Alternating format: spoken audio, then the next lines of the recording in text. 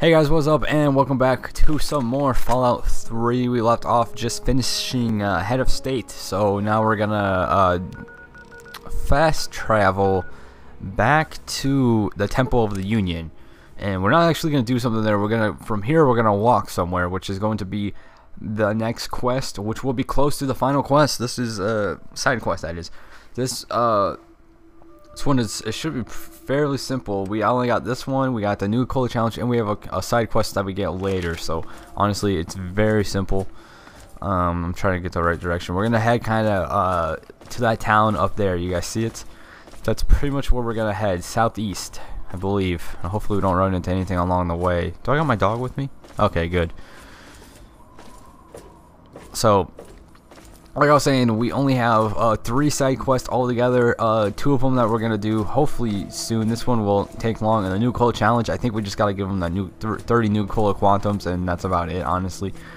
And that should be about it. And after that, we can start on the main quest, and then later we'll get the final side quest. We will do all main quests, and of course, with my speech I can probably skip some of them, which I usually do. So I'll probably pass some speech checks and get out of doing a few things that I have to do. And then after that, we will be done with the game. And then, oh shit, once we're done with the game, we have... Actually, I need to turn my TV down, I just realized. After the game, we have Broken Steel to do, which isn't that bad. It doesn't take that long. But that's still a whole nother DLC that we haven't done yet.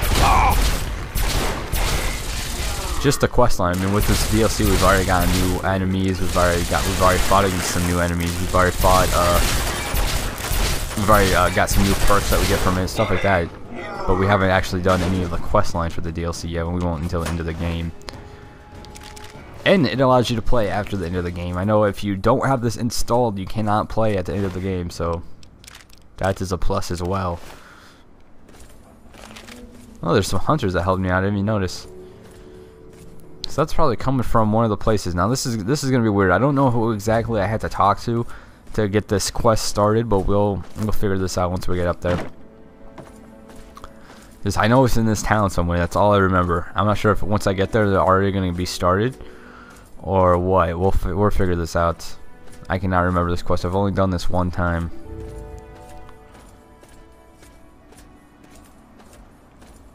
I think this is the right place. Yeah, this is it.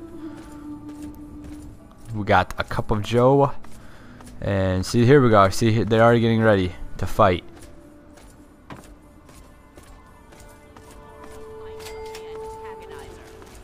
You'll never get away with terrorizing this town, not while it's under the protection of the Mechanist. You and your pathetic tin cans are no match for my army. Who dares interrupt the antagonizer? The Mechanist is here to protect them. Have a nice day. Can't talk now, citizen. I must be leaving. Soldiers, destroy this fool and his tin toys. Go forward, my steadfast creation. Oh shit! Don't shoot me.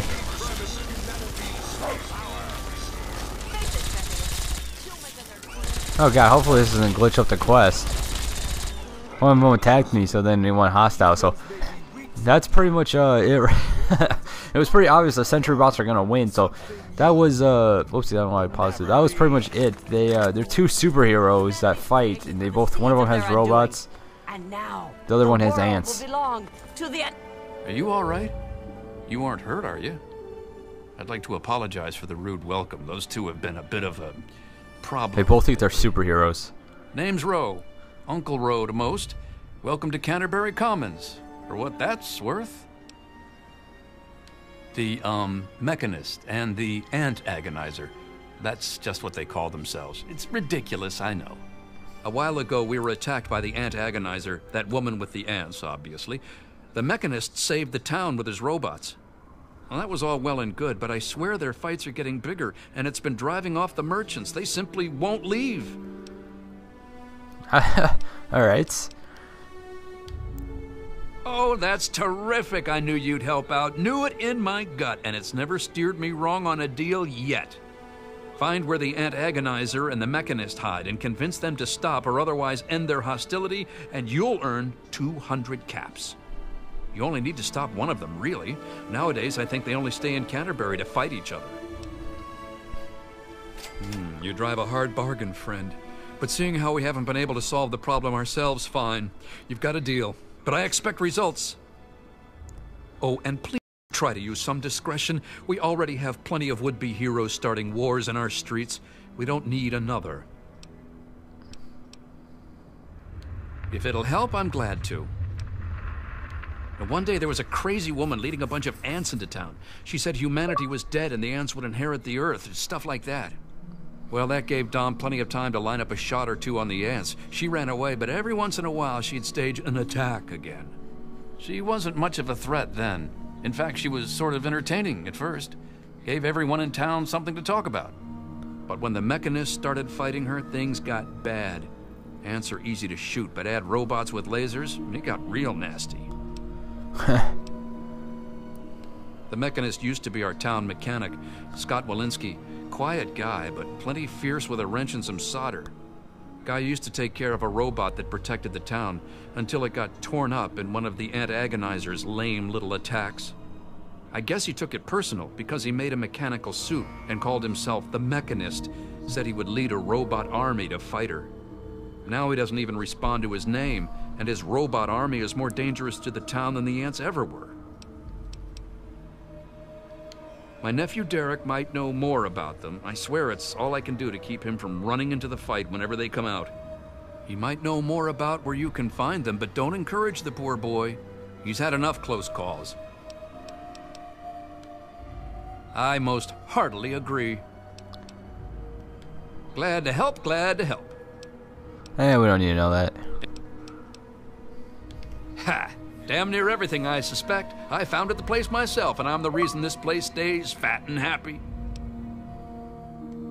Because I asked them to, I suspect. I grew up in these trade caravans, known most of them my whole life. I founded this place with my sister Daisy back in the day. Perfect stop along the caravan circuit.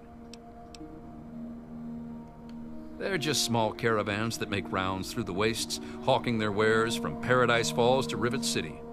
They won't trade with anyone who's hit their friends, but that's about as organized as they get. I had thought about it, but some of these wasteland traders, well, they aren't exactly the organizational type. It'd take a pretty savvy businessman to make it worth their while to work together. Frankly, I'm not sure even I'm up to the task. I think you're right, and the specialization might play to their eccentricities. It could work. And I could act as their representative in this matter. Goodness knows I've known them for years, so I should be able to speak for them.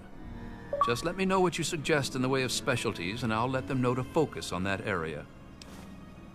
Alright, I've never done this before. Let's talk about weapons, sure. Then you'd be looking for Lucky Harith, adventurer, martial artist, and occasional collector of the most deadly items known to mankind. He's a bit of an eccentric, but he deals in more weaponry than you can shake a sharp stick at. In fact, he's probably got a sharp stick, too. Harith's got quite a lot of weapons, but I'm sure he could improve his stock. An investment of 200 caps should see to that nicely. Alright, whatever. I'll give him an investment. I'm not sure what this is worth, but we really don't need caps. We're already pretty good in money, you know. So, here you go. Excellent. Harith will be delighted. He usually is by most things, really. If Harith were a less reputable man, I'm sure he could use his armory to collect even more weapons. But he's a merchant, not a raider, so it's legitimate means only. Like a legitimate investment. What am I paying this guy for? Sure. Caps. Give him another 500 caps. An investment in weaponry is usually returned in short order, after all. I'll inform Harith. That simply isn't feasible, I'm afraid. Harith's gear already rivals some mercenary armies. Anything further would be asking for trouble. Sure thing. Alright, so we already paid that guy for something. Talk about armor. I don't know what this is all about. We're paying this guy to like rebuild his town or something. I don't know if we talk to him later and get our money back or double it or something, but we'll figure this out later. Our man Crow handles most armor and clothing out on the trail.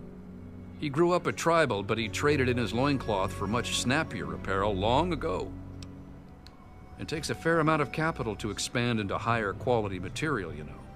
Improving Crow's wardrobe would require a one-time investment of, say, 200 caps. Excellent. I'll send word to Crow right away. Alright, let's go do one more investment. Crow's armor is already rather extensive, but I'm sure it could be even more impressive for a one-time investment of 500 caps. Isn't it, though? I'll send this right along to Crow. At this point, the merchandise of our man Crow is the best in the wasteland. I fear it's beyond improvement with further investments. All right, you're the boss. I think we have like one more to talk about the food. Oh, wait a minute, let's do this. Sure thing. Which one would you like to talk about? Ah, then you'll be wanting Doc Hoff, or the Good Doctor, as he prefers. He prescribes everything from a good meal to stim packs to things that'll make your brain get up and dance.